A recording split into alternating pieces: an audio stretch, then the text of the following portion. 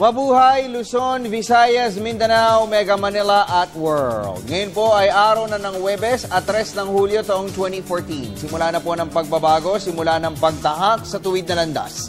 Kaya't samahan niyo po kami sa susunod na 1 oras dito po sa inyong alternatibo newscast sa hapon. Ako po si Snow Badwa at ito ang PTV Sports.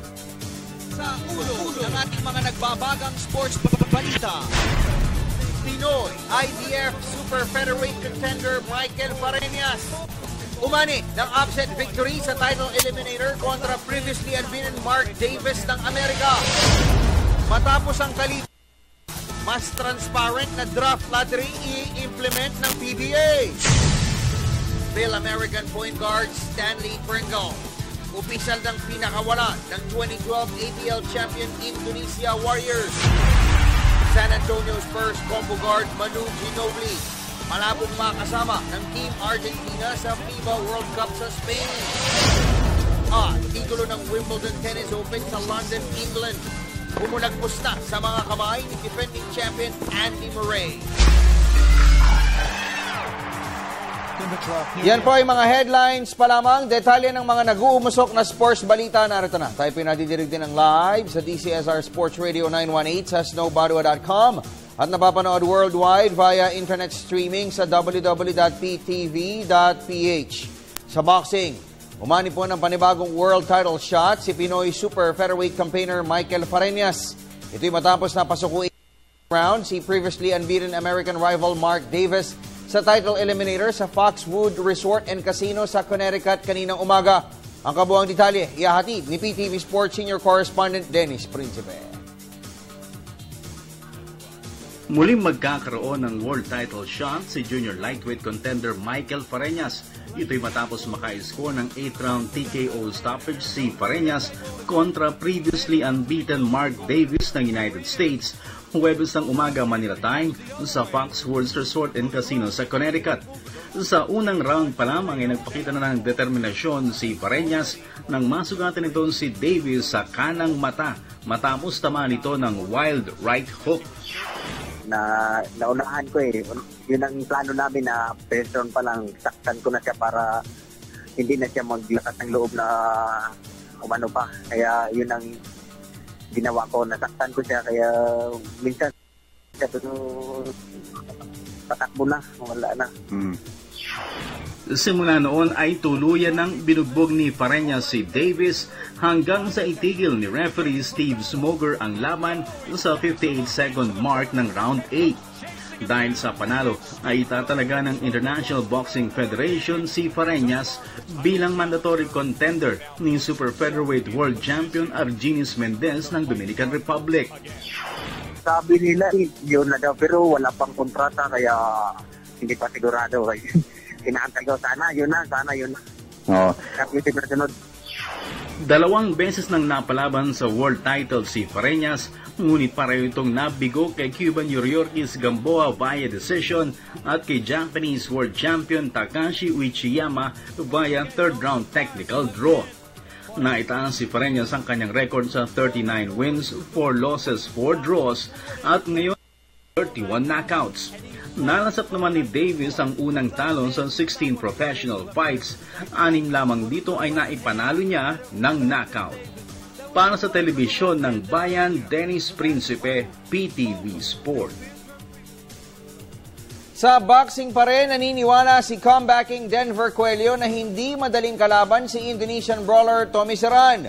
Ito'y kahit pa dumanas ng 4th round stoppage sa kamay ni Milan Melindo noong isang taon ang kanyang August 15 opponent. May report si Ms. Cristabel De Leon. Aminado si Pinoy light flyweight prospect Denver Coelho na mabigat na kalaban si former Asia Pacific minimum weight champion Tommy Serran. Sa mga video kanyang napapanood, nakita umano ni Coelho kung paano dumukot ng stinging bombs ang Indonesian rival. Ang nakakatakot sa kanya kasi may bigla-bigla may hulog din siya na pabigla-bigla. At saka medyo may lakas niya. Kaya ayun yung gina-training ko ngayon yung nabangan ko pag naghulog ng street. At saka kitang-kita kasi medyo matanggal sa akin kaya masilip ko. Sa kabila nito, tiwala si Coelho na makakaya niyang talunin si Serran, lalo pat may kahinaan di umano ang panga ng kalaban. Yung kahinaan ni Serran is yung panga niya malambot. Kunting tama lang, talagang nalalaglag siya. Kaya mas pabor sa akin kasi yung nakatama sa kanya nung bumagsak siya, yung hook ni Mirindo Kaya pabor sa straight ko rin. Kaya mo to? Kaya mo itong Serran? Kaya natin siya. Kaya mapagandaan natin ng maayos. Sa panig naman ni Spin.ph boxing columnist attorney Ed Tolentino, mahinang depensa ni Serran ang nakikita niya na magbibigay ng panalo kay Coelho. Perception dito is Coelho will use him as he will get Coelho sweat, but not to the point na maaari na matalo si Coelho. Palagi ko overwhelming favorite in Denver Coelho pare. Because Mirindo already handled him di naman na malakas bumlay yung Denver Coelho. Kaya lang hindi natin ang Coelho, ang intangible dito pare, yung injuries niya, di ba? Yung shoulder niya, how it will affect yung kanyang, dahil the last time po, he busted his shoulder Ang WBC Light Flyweight title eliminator ni Coelho at Serran ay mangyayari sa Inares Sports Center sa Antipolo City sa Agosto 15. Para sa PTV Sports, Cristabel De Leon, Telebisyon ng Bayan.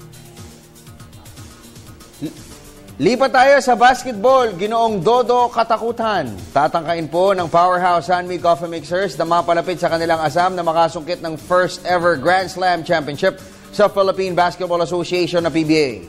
Sariwa mula sa pag-ani ng 104-101 come from behind win sa opener noong Martes, muli harap ng Sanmig Coffee ang rain or shine last opener sa Game 2 ng PBA Governors Cup Championship Series ngayong gabi. Para sa detalye, narito pong muli si Dennis Principe. Dinaanan sa limot ng rain or shine ang masaklap na Game 1 defeat nito kontra Sanmig Coffee sa ongoing PBA Governors Cup Title Series. Ngunit umaasa si E-Painters coach Cheng Yang na gagamitin nilang motivation ng nasabing talo upang makabawi sila sa Coffee Mixers sa Game 2 mamayang alas 8 ng gabi sa Araneta Coliseum. Nauwi sa kontrobersiya ang Game 1 nang mag-question ng officiating sa final play ng nasabing laro. Lamang ang Sanmig 104-101, may halos 3 segundo lamang ang nanalabi. Tumikada ang si Rain or Shine guard Paul Lee ng 3-pointer, ngunit nabangga ito ni Mixers forward Mark Pingris. Sa kabila ng physical contact ay hindi ito tinawagan ng foul, dahilan upang may tatas ng Sanmig ang Game 1 victory. Siguro, extra motivation for us to give our best. Whatever happens, hindi nga marami may babalik na yung darong yun So, bawi na lang talaga. Asam ng Sanmig na maging ika-4 ng team na maka-score ng rare Grand Slam. Sa kasaysayan ng PBA ay 4 na Grand Slam titles sa ang naitatala. 2 dito ay nagawa ng Crispa, habang ang 2 iba pa ay nakamit ng Alaska at San Miguel. Target naman ng Sanmig coach Simco na maging natatanging PBA coach na makarecord ng 2 season sweeps. Para sa telebisyon ng Bayan, Dennis Principe, PTV Sport. Samantala, magpapatupad naman po ng mas maayos na proseso ng raffle para sa top draft rights ang PBA Commissioner's Office. Ito'y matapos na umalma ang mayorya ng mga fans sa kontrobersyal na lottery draw noong isang gabi kung saan napunta sa Global Port Batang Pier overall pick. Narito ang report ni Ms. Ria Arevalo ng Sports Radio 918. Matapos ang kalituhang idinulot ng controversial na lottery draw, nangako ang PBA na magpapatupad ng bagong procedure sa pag-raffle ng top draft rights. Kanina ay nagkausap na ang management ng Rain or Shine at si League Commissioner Chito Salud. Isang araw matapos na kumalat sa internet ang video ng lottery draw na napagwagian ng Global Port Batang Pier. At ayon kay team co-owner Raymond Yu, ayaw na nilang palakihin pa ang issue at ang gusto na lamang nila ay magsagawa ang liga ng mas maayos na proseso ng raffle. Concern kasi namin yung procedure. Abo. Kailangan mabago kasi talagang tingin ko naman hindi naman gagawin ni commissioner yun na gano'n. Kaso lang, sabi mo hindi fake, pag tignan yung video, talagang hindi maganda tignan. So, may nabaguhin yung procedure. Okay. Susulat sila sa amin, ang inaano nila na sana mabago yung procedure in the future, kung paano yung maayos na procedure para mawala na lahat ang suspicion. Sa ngayon ay hindi pa inaanunsyo ng PBA kung ano ang napagkasunduan nila ng Rain or Shine Camp hinggil sa proseso ng lottery draw. Para sa PTV Sports, Ria Arevalo, Sports Radio 918. Sa PBA pa rin, wala na pong sagabal sa pagpasok sa PBA rookie pool ni Phil-American star point guard Stanley Pringle. Ito'y dahil opisyal na po siyang inilaglag sa roster ng 2012 ABL champion ng Indonesia Warriors. May report si Ms. Arian Malyare. Pwede nang mag-apply sa PBA rookie draft si Phil-American point guard Stanley Pringle. Ito'y matapos sa pakawalan siya ng Indonesia Warriors na nagdesisyong magparada ng All-Indonesian roster sa 2000 season ng ASEAN Basketball League o ABL. Ayon kay Warriors team manager Rudolph Toulouse, mas ginusto ng management na mag-focus sa pag-develop ng mga local talents. Actually, this season, we want to give more minutes to our young talents because the team itself will be consist of a lot of young players from Indonesia. We just decided, I think, last week that we will not use any ASEAN import. Ibinalita rin ni Toulouse na nakausap na nila si Pringle at alam na umano ng 6'1" dribbler ang bagong direksyon ng team. Actually, we don't have any contract anymore with Stanley Pringle. Wow. So I think we don't have any issue with obligation. This decision. Okay, but if he decides to join the PBA, there will be no problem because we don't have any contract anymore with him. Sa kanyang averages na 18.6 points, 4.8 rebounds at 6.2 assists na nakalipas na season ng ABL, hindi maikakaila na si Pringle ngayon ang kinokonsidera ng Global Port Batangpier para maging top overall pick sa PBA draft sa Agosto 24. Para sa PTV Sports, Arian Malyare, Telebisyon ng Bayan. Samantala sa kapapasok na balita, kinumpirma po ni PBA Technical Official Junior Bengwa na nagpasa na po ng kanyang aplikasyon sa PBA draft. Ito pong si Stanley Pringle.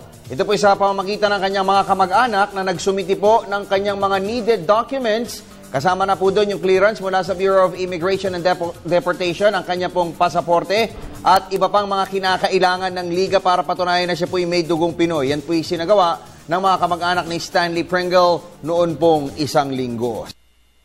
Tiwala naman po ang expansion team na Blackwater Sports Elite na makakabuo sila ng matibay-tibay na roster para sa kanilang maiden season sa PBA. Ito'y matapos na magsagawa sila ng series of tryouts nitong nakalipas sa 2 linggo. Narito ang report ni Sports Radio Senior Correspondent Judith Caringao. Matapos ang 2 linggong tryouts, nakakita ng liwanag ang management ng Blackwater Sports Elite sa kanilang nalalapit na pag-akyat sa Pro League. Sa panayam ng PTV Sports, naniniwala si team owner Giselle Dossi na makakabuo sila ng formidable roster na pwedeng makipagsabayan sa mga tigasing team sa liga. Well, we're trying to have the core of the T-League Blackwater team. There are some new guys that are joining our practices. Still, we need to see the dispersal draft on July 18. And of course, we will be interested to look for guys in the rookie draft next month. So, we will just form an initial core to go to Penang Basketball League end of July. So it will be a 4-day tournament. So it will be a gauge for our coaches to see how these guys will respond to the new formation of the team.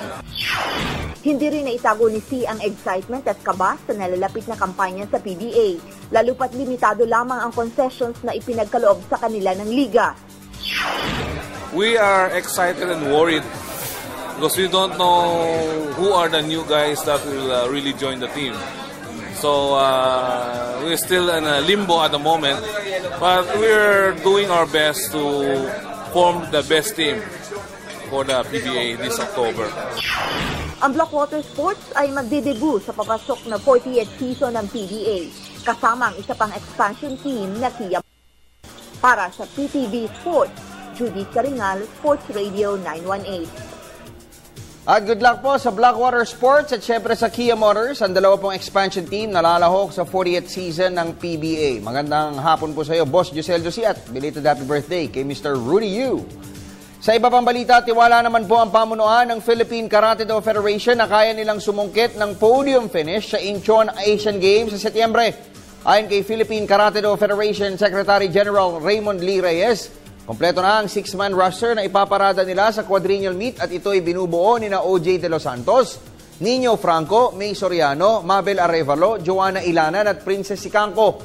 Kumpiyansa po si Reyes na makakaya nilang pantayan ang silver medal finish noong 2006 Doha Asian Games, kung saan kapwa kinapos lamang para sa ginto sina Marna Pabellore at Noel Espinosa. Nabigo po tayong magsubi ng corona sa 2010 Guangzhou meet dahil puro mga batang sinabak ng bansa sa naturang kompetisyon. At upang mahasa pa ang ating mga pambato, sasalang sa isang buwang training camp sa Turkey ang Philippine team. Meron kaming meron kaming biyahe sa Turkey. Mag-stay kami for 1 month for some. So starting August 1 to September 1. Sir, maganda ang ng player natin Maganda ang chances natin ng dyan. Kasi at least before, nakakuha na tayo ng mga ganung level. Tapos medyo papunta pa kami ng 30. Malaking sa amin. Malaking tulong para mas maganda yung laban namin sa Asian Games. Sa kaugnay po na ulat, 2 triathletes ang magwawagayway naman ng bandila ng Pilipinas sa Asian Cup sa Singapore sa susunod na buwan. Magpapartisipa po si John Lee Rams Chicano sa Elite Division ng 2-day meet, habang sa Under-23 side naman susubok ng kapalaran si Jemuel Pilanto. Para sa detalye, nagbabalik si Malyare.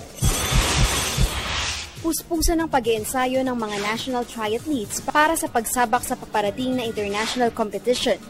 Kapwa lilipad sina John Lee Rams Chicano at Jemuel Pilanto patungong Singapore para sumuong sa hamon ng Asian Cup sa susunod na buwan. Sa panayam ng PTV Sports, top 5 finish ang inasinta ni Chicano sa Elite Division ng Asian Cup na magsisilbing build-up na rin para sa kanyang partisipasyon sa Incheon Asian Games sa Setyembre.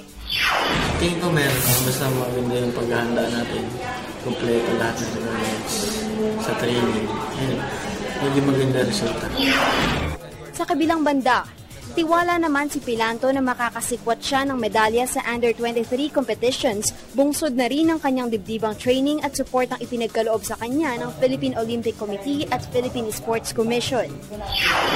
Inaasahan ko po dito na mag-qualify top 10 kasi last year nasa top 20 ako. Aim ko mag-top 5 pero top 10 muna. Hangad ni Pilanto na makakuha ng pwesto sa Youth Olympic Games sa Nanjing, China, kung saan nauna nang mag-qualify si Pinay triathlete Vicky Del Dio. Para sa BTV Sports, Arian Malyare, Telebisyon ng Bayan. Samantala, desidido naman po si POC Board Member at Gymnastics Association of the Philippines President Cynthia Blandi Carrion na ipagpatuloy ang adhikain ng Women in Sports. Dumalo po bilang guest speaker sa International Working Group on Women and Sports sa Finland kamakailan. Iminulat po ni Carrion sa mahigit 800 partisipante ang importansya ng kababaihan sa larangan ng sports, gayon din ang achievements din ng IOC Representative Mikey Kowanko-Jaworski at iba pang Pinay athletes. Ayon kay Carrion, plano niya na bumuo ng Women in Sports o WINS dito sa Pilipinas na susuporta naman sa sektor ng kababaihan. Well, we are putting now an organization, Women in Sports. It's called WINS Philippines, Filipino WINS. And then I already advertise this abroad. We're going to have that there can be WINS Singapore, WINS, all these other countries can follow too, And that's how we're going to. So we're getting girls to be part of the organization, powerful, hard-working women. So we go faster and we're going to set. Magandang hapon sa iyo, Dondon Ontiveros. Salamat sa panonood. Samantala, narito naman po ang mga tampok na balitang sports sa labas ng bansa sa report ni Ms. Cristabel De Leon.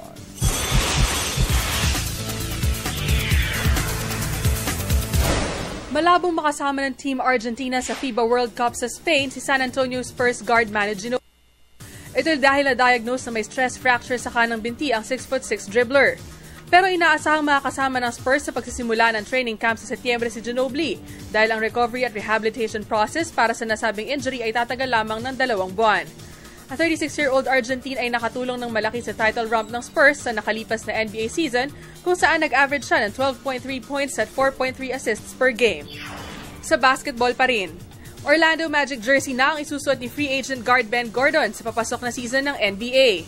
Kanina inanunsyo ng Magic na nahikayat nila si Gordon na pumirma ng 2-year, $9 million deal at ang ikalawang taon ng kontrata ay may team option. Huling naglaro si Gordon para sa Charlotte Bobcats noong unang bahagi ng nakalipas na season bago siya nilaglag sa roster ng koponan. Siya ay may career average sa 15.6 points sa pamamalagi ng 10 seasons sa liga. Sa tennis, humulagpos na sa mga kamay ni hometown favorite Andy Murray ang men's singles title ng Wimbledon Open sa London, England. Kagabi ng upset loss ang third-seeded Scotsman sa kamay ni 11th-seed Grigor Dimitrov ng Bulgaria, 6-1, 7-6 at 6-2 sa quarterfinal ng Grass Court Grand Slam Tournament. Minsan lamang na na-break ang service si Dimitrov sa laban at isinelyo niya ang panalo nang sumadsad sa net ang backhand ng higher-rated rival. Ang semifinal opponent ni Dimitrov ay si top-seeded Novak Djokovic ng Serbia. Sa Wimbledon Tennis Open pa rin, pasok na sa semifinal ng women's singles si third-seed Simona Halep ng Romania. Ito ay matapos sa patalsikin niya si 2013 runner-up Sabine Lisicki ng Germany sa straight sets, 6-4 at 6-love kagabi. 2 beses na nakabreak si Halep sa opening set bago niya binlako ang kalaban sa sumunod na set. Ang susunod na makakatapat ni Halep ay si Canadian youngster Eugenie Bouchard. At sa cycling, handa si reigning sprint king Marcel Kittel sa hamong isasalubong ng mga karibal sa 2014 Tour de France. 4 na stage victories ang pinagharian ng 26-year-old German sa Tour de France noong isang taon upang tuluyang maisubi ang sprint title ng 21-stage bikeathon.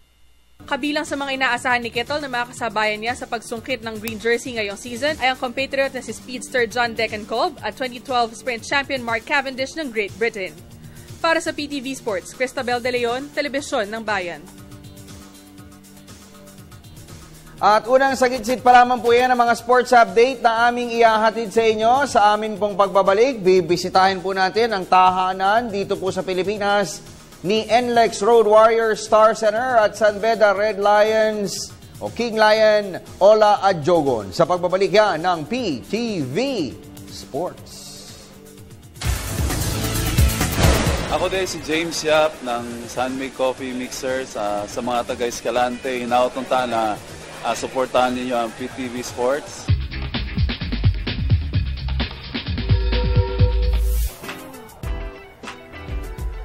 What do the champion PBA D-League, NLEX Road Warriors, and the champion NCAA San Beda Red Lions have in common, aside from being the reigning kings in their leagues? Both have 6'8" Nigerian center Ola Adjogon as reinforcement. The logo's native proves to be a major difference in the success of NLEX and San Beda. Ola's decision to play in the Philippines while getting a good college education has earned him fans and the respect of the Filipino basketball community. He's also very friendly and speaks almost perfect Tagalog. Let's check out his script, which is a huge San Beda campus. Let's go, guys!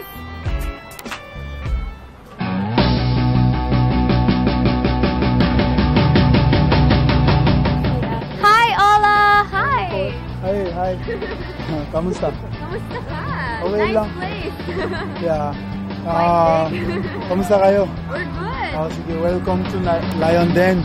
Yes. Let's go.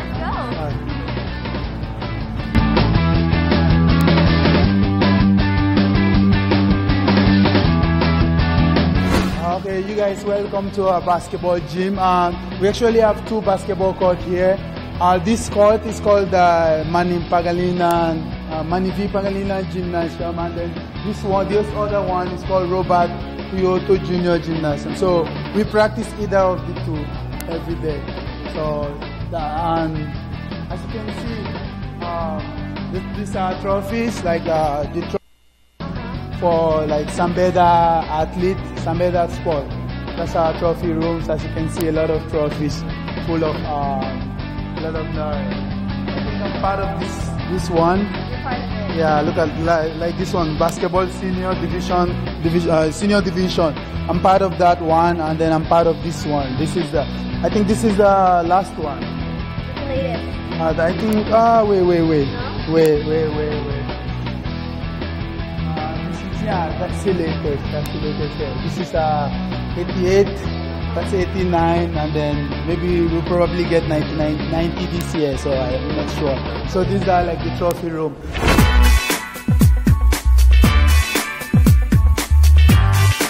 The food here is very nice.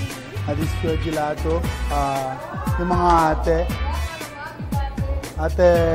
ate Flor, ate Balot, mga ate. Masarap yung pakain nila pero maliit lang.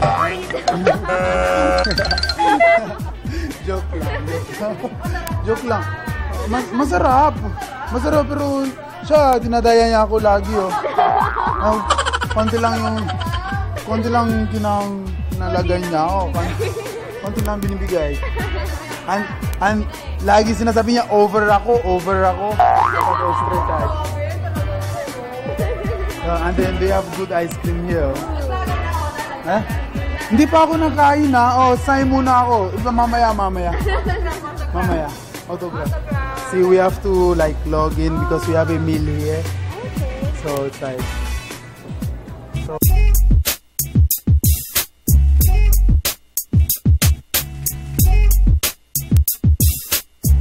Kim, and that's some kalimutan ko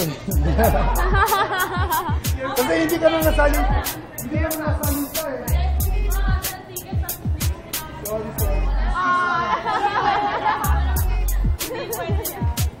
Those are my friends. They're second year na, di ba? Second year na kayo. They're first year, last year. Ito si Kim, Japanese yan. Japanese ka, Chinese? Oh, Chinese. Ako rin Chinese Black Chinese.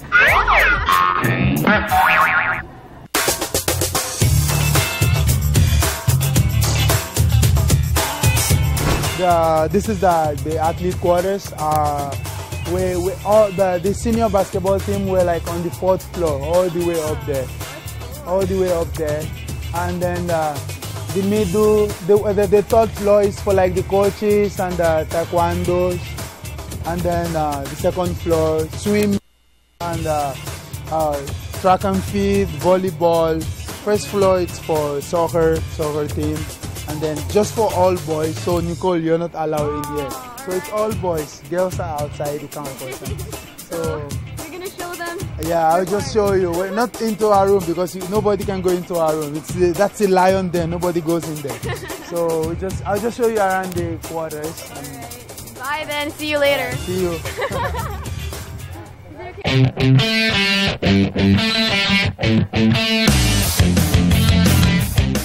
This is our quarters. This is the room and hindi pwede tayo magpasok sa lion din. That's secret natin yan. And then this is where we take shower. Ito ang bathroom natin. Edit mo yan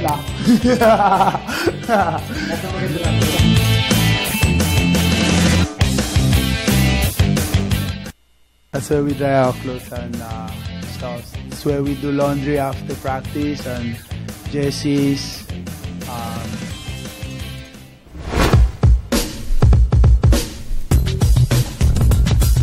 We're going into the Abbey right now. The Abbey is like the chapel of the school.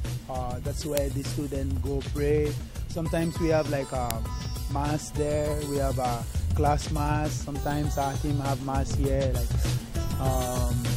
almost every time. And each time I have problem with myself, I have some difficult times, I just go there to find peace of mind.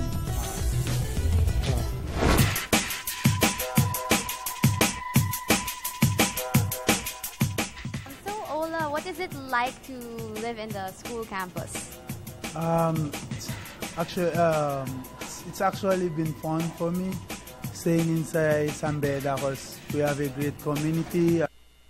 The security and I feel at home because since I've been here since 2009, it's been great being around good people, taking care of you, trying to talk to you every day and telling you to bring out trying to bring out your best in you and For me, it's been fun, and so sometimes it's challenging, pero that's what I live for, you know. That's who I am, you know. So I have to live for it.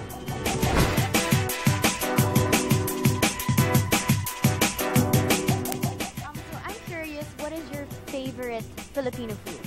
Ever since, you know, from when you were living here? Actually, when I arrived here, I don't have any food. I just eat pandesal. Pandesal and maybe pandesal and corned beef, so yung mga ganyan. Pero na yun, one of my favorite food, because I have a lot of favorite food. One of my favorite food is chicken curry and beef caldereta, and then beef steak. Yung mga ganyan. So sometimes I eat liempo also, like liempo, good liempo, especially the one in Fio Gelato here. It's really nice, yeah. So I eat a lot of food, except from I eat almost every food. I don't really like too much of Chinese food, but the only food I don't eat is dinuguan. Why is that? I don't know. It's because it's black. Well, don't worry, I also don't eat it.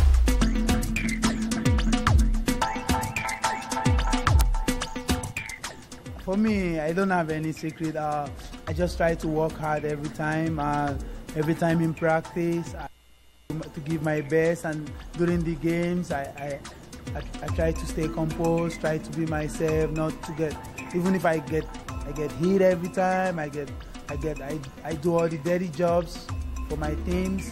So still I just stay calm, I play my game, I try just to do the little things. I don't try to do too much, just to do the little things that will help my team win. So I think that's just it. I'm been working hard, taking care of myself, stay healthy. I think that's just the key.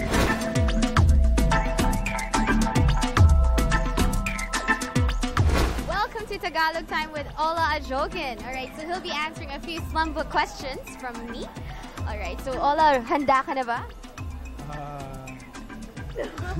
Let's test, okay? Mahirap yung Tagalog. Mahirap? Kaya mo naman, ang galing-galing mo eh. Paki-describe ang iyong sarili. Isang matangkad, may team yung color niya, basketball player ako, saka student rin ako, student athlete ako ang Sambed, saka mabait ako, saka siyempre pogi. Oh na! Alright, just Ola, ano ang pag-ibig para sa'yo? Complicated yan Di ko alam. Well, love, pag-ibig, masaya. Kaya ang pag-ibig ay parang pera, kasi mahal. Joke lang. Nice one. Joke lang. Pero, for me, love is, grabe, hirap yan. Mahirap talaga. Complicated. Thank you so much, Ola. Nag-enjoy ako sa ating Tagalog time. I hope you guys enjoyed it too. And thank you for letting us get to know you better and sharing your lovely home with us. Thank you. All right. Thank you. That's good.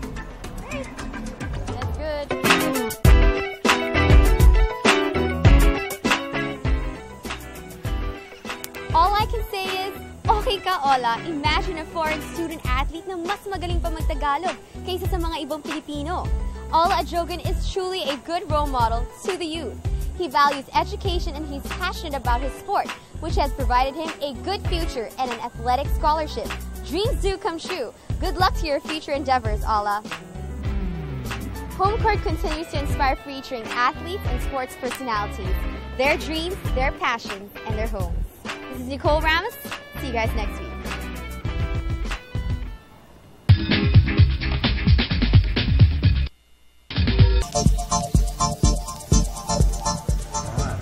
Ano? Ano masasabi mo, Dennis? Kay Nicole, kay Ola? Ole. Galing. Galing mo, Nicole. Pagod na. Okay, pahinga muna. Hello everyone, my name is Dennis Principe and maraming salamat sa amazing playground. Oy, thank you, amazing. Hindi ko alam bakit number 23. Ano ba ako? Para ba? Nakita niyo na ba ako maglaro, Mr. Amis Tuma? Meron din ako niyan. Parang Jordan ba o Lebron? Maganda dito, Brad. Pwede ka na sumali sa Tuesday Club nila. Sila Bugoy, Drelon, Ryan Aranya, naglalaro sila eh. Ganun ba yan? Oo. Mas gusto ko yung Friday. Ay, Friday, sila Boss Joe. Boss may uniform ka rin. Ako naman ang 23 doon. Ayun. Ikaw, number 9. Hindi na mahawak ko. Parang anyway, nararamdaman ako. I-remind ko lang po kayo na wag ho muna kayo magpadala ng text, ha? Oy, na-miss ka namin! Sayang yung 2 pesos. Huwag mo akong alugin. Na-miss ka namin. Sayang mo yung 2 pesos and 50 Prostate centavos. ba? Sayang yung 2 pesos and 50 centavos ninyo. Kasi tignan nyo, pakita mo direct, please. Kasi yung ano natin, yung text line po natin, yung server na nagre-receive po ng inyong mga text ay sira. Ayan, down. May commercial pa, LG. Okay, anyway, ganito ang procedure ninyo para makapagpadala ng mensahe sa amin. Meron po kaming Facebook account. Yan po ay Facebook.com PTV4Sports. Meron din po kami Twitter.com PTV4Sports. PTVsports at mail.ptv.ph kung gusto po niyo mag-email. At kung gusto wag na kayo mag-text. Kung gusto niyo mag-text, bahala ako kayo. Okay. Anyway, so basta tayo sa Twitter muna tayo sa PTV4Sports tsaka Snowbado. Itag nyo ng pareho kasi nakabukas natin yung PTV 4Sports. Oy, Dennis, nakakatuwa naman yung mga bilis mga viewer natin. Pakita mo nga direct, please. So, ayan interactive na interactive po tayo rito, Wala pa akong 1 minute, Oo nga. Ano ba sagad, Oo nga. Iba talaga interactive. Ay, PTV Sports. Wala na interactive, Brad. Palugin na yun. Ito, si Aaron Hilo. Ano pong news sa BGSM at saka Lakers? Lakers, pupunta dyan si Carmelo. Yung makikipag-usap, hindi yung diretso na. Kasi ganun ng mga free agents pwede pumasyal. Pero yung Phoenix, Carmelo, tsaka Lebron. Phoenix? Phoenix Suns. Yun yung sinasabing malaking possibilities. Sa Ginebra, wala pa po si Jeff Carriazo, nasa Amerika. Mukhang nagpahinga. At ang practice nila ay August 18. Okay. Alam. Galing. Okay. Basa pa tayo ng mga messages ninyo galing kay Mark Jesse Santos. Di na ba kailangan dumaan ni Stanley Pringle sa PBA D-League? Ang kulit ni Ola, Pinoy na Pinoy, tapos mabait pa. Mabait pa si Ola. Mabait pa. Tsaka, siyempre, iba ho yung kausap niya si Nicole. Pero huwag na ho natin talakayin yung mga bagay na yan. Baka ma-alarma po si Coach Bong Ramos at saka si Ate Joy. Anyway, si Pringle po, kahit po siya feel hindi na siya kailangan dumaan sa D-League kasi unang-una siya po 27 years old na. So hanggang 27 years old lang po, nire-require ng mga foreign players na lumaro ng at least 2 conferences sa D-League. 27 na yan? 27 na yan. Tapos yung mga BID, Bureau of Immigration, at saka yung mga clearance niya na kailangan sa Department of Justice, etc., na-furnish niya na po yan. Inayos niya na yan last month. Okay? So sa ngayon, siya po yung nasa Virginia at malamang bumalik po siya next month o baka sa draft day itself o kasama dun sa Brad, meron tayong rookie camp na ginagawa. So malamang magpakita po kasi hindi siya malamang, Brad. Kasi ang rookie camp, ang mga rookies obligado. Pag hindi ka nagpunta, out. Hindi. Kaya ako sinabing malamang, baka mamaya mag-pull out siya Pero nag-file na, di ba? Nag-file nga siya kung mag-pull out. Di ba? Kumbaga nilagyan natin leeway. Pero type na type daw ni Boss Mikey. Yan yung type niya, tsaka si Bobby Ray Parks. Hindi ba naayos nga yung number 1? Yun na agad ang sinasabi. Yun na agad ang niya. Yun na agad ang priority niya. Okay. Ito maganda na tanong to. Hindi pa nabubunot yung number 1. Hindi pa nabubunot. Hindi pa naiaangat. Okay. Si Tristan Dale Harlego. Allowed na ba si Ola Adiogun magpa-draft sa PBA? Never. Hindi po. Wala po kasi siyang dugong Pinoy. Siguro kung sakali, import. Pero alam mo, nakausap ko si incoming chairman Boss Pato Gregorio. Nakausap ko siya siguro a few days ago. At isa sa mga gusto niyang pag-aralan, Brad. Pero maganda, globalisasyon ng PBA. Okay. Na yung mga siguro yung mga ibang mga lahing Pinoy ay lahing abroad na po pwede lumaro sa PBA, di ba? Pwede ipag-aralan ng board. Sinasabi.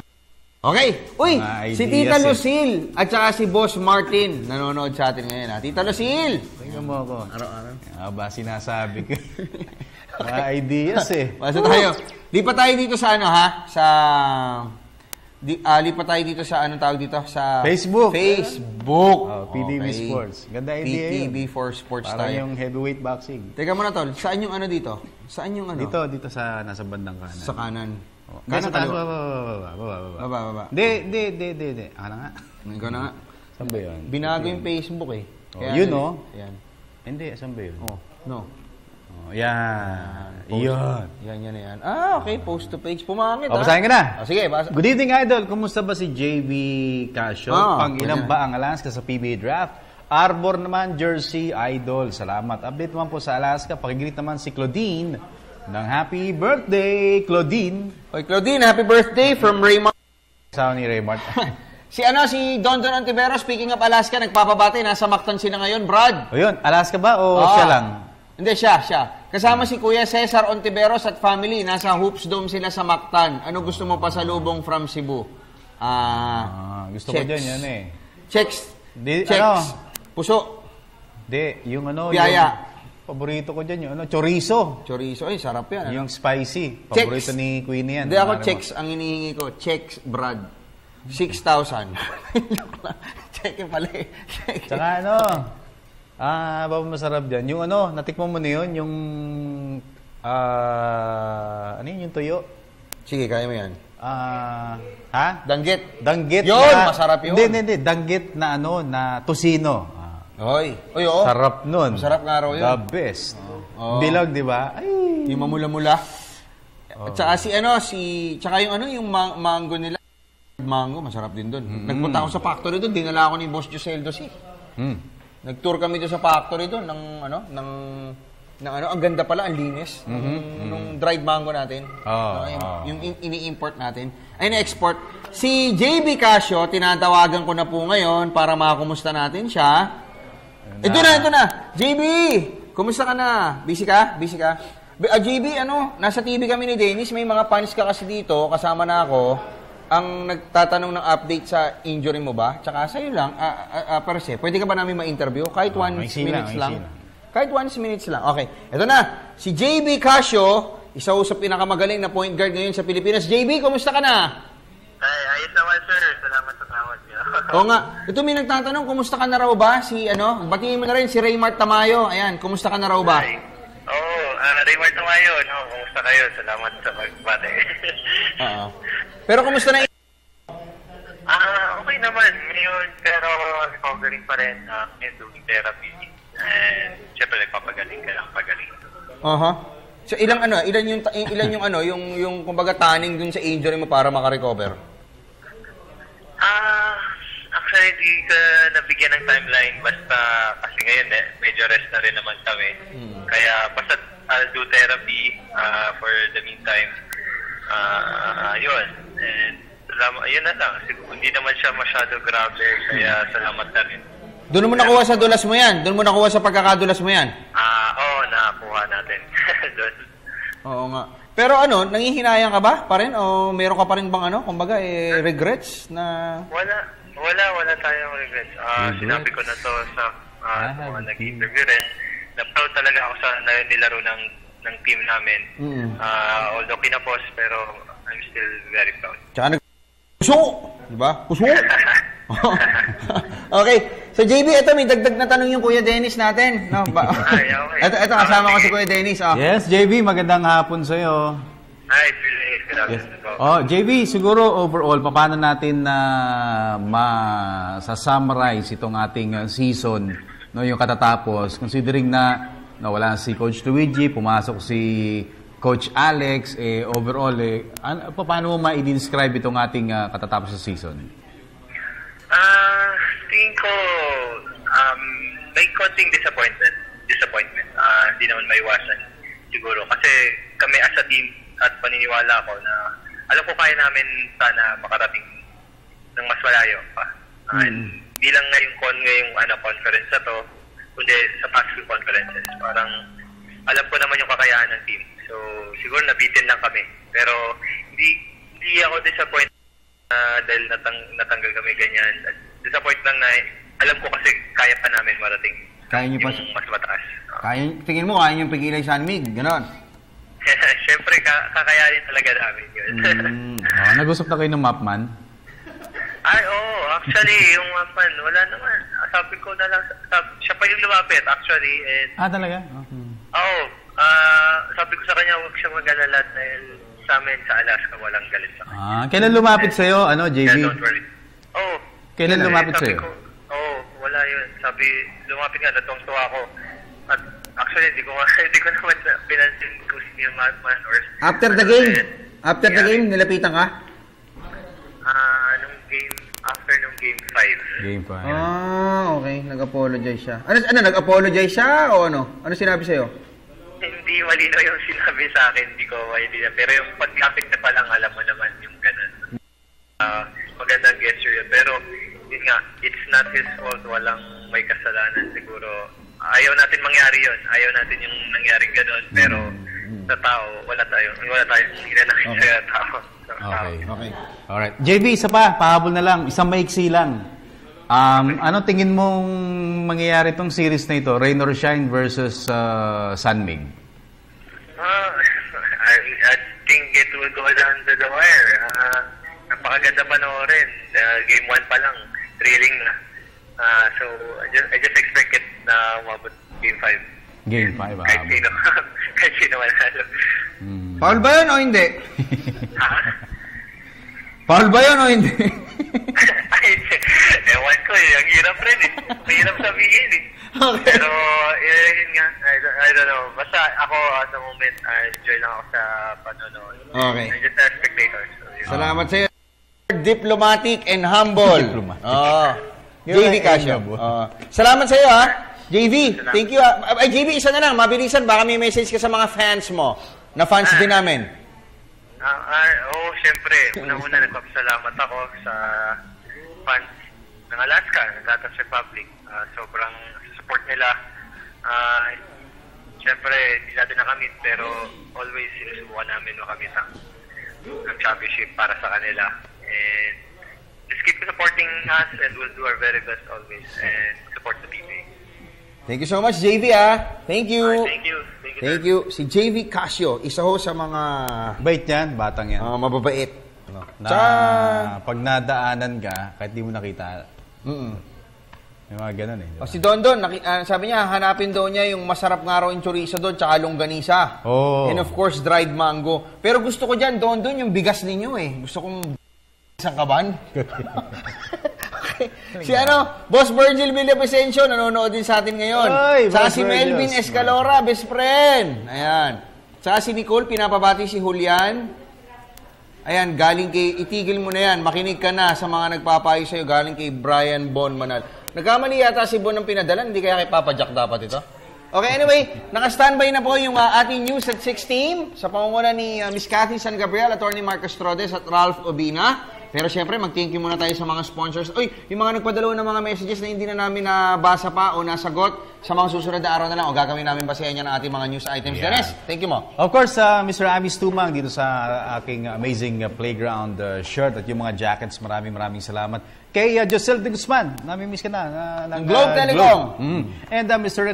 Ronald Dulatre ng NLEX, Rene Pardo ng San Mig, and Robert Non ng Sunwell Corporation. And my wife, Queenie, I love you. Ever Bilena, Mr. Josel, Friday, laro tayo.